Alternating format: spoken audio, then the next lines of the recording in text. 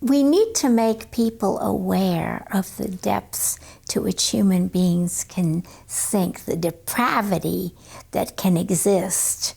Kansas City area resident Dr. Judy Jacobs lived through one of the ugliest and most tragic events in our history. She experienced discrimination in its darkest, most horrific form. Jacobs is a Holocaust survivor.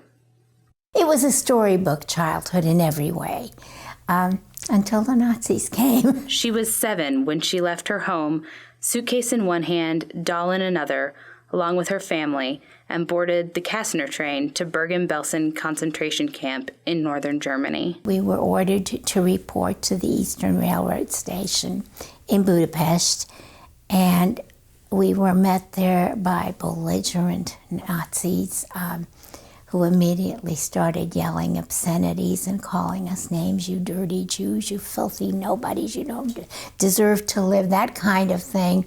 And they drove us into a cattle train. They provided no food, no drink, no sanitary facilities. They gave us a bucket for human waste, which was emptied episodically, very episodically. And after 8 days, our train stopped. At this point, we were dehydrated, weak from hunger, and totally demoralized. And we stopped in a heavily forested area that was not Spain and it wasn't Portugal. That was Bergen-Belsen. I had just turned 7. And in that kind of a situation, you grow up pretty quickly. But nobody had ever called me names before. And after daily repetitions of you filthy Jew, you subhuman, you don't deserve to live, I began to wonder, is that what I am? Our bunks were 3 high and 3 abreast, and they were covered by a layer of the filthiest straw you've ever seen, infested with anything that moves.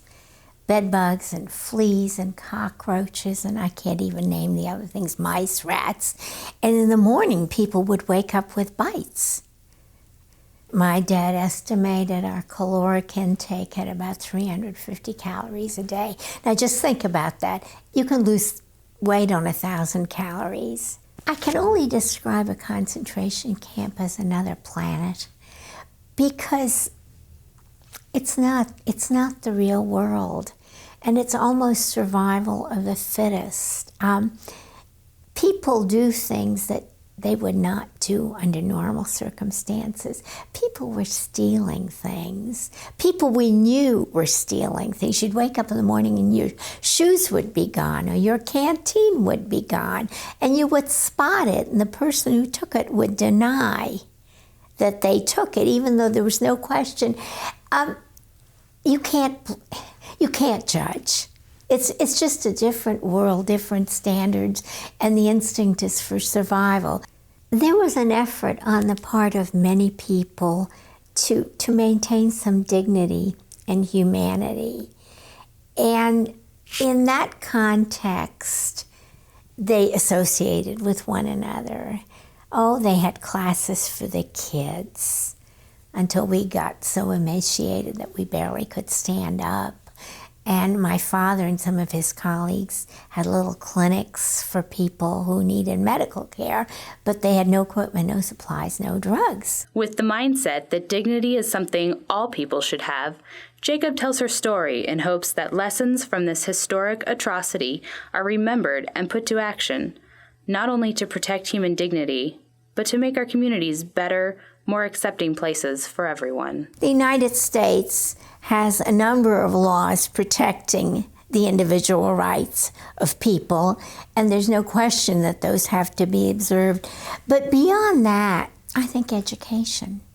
I think that if you expose people to the Jewish faith and the Muslim faith and the Christian Science faith and whatever other faiths there are, and you learn about it and you realize that these are people just like you are, only they worship somewhat differently. I think that's vital. When you see injustice, think about what you've seen and speak up. And I think that's the answer. I think that the world can be made better, one incident, one person at a time, by speaking up, by evaluating what you see, in the hope that things get better.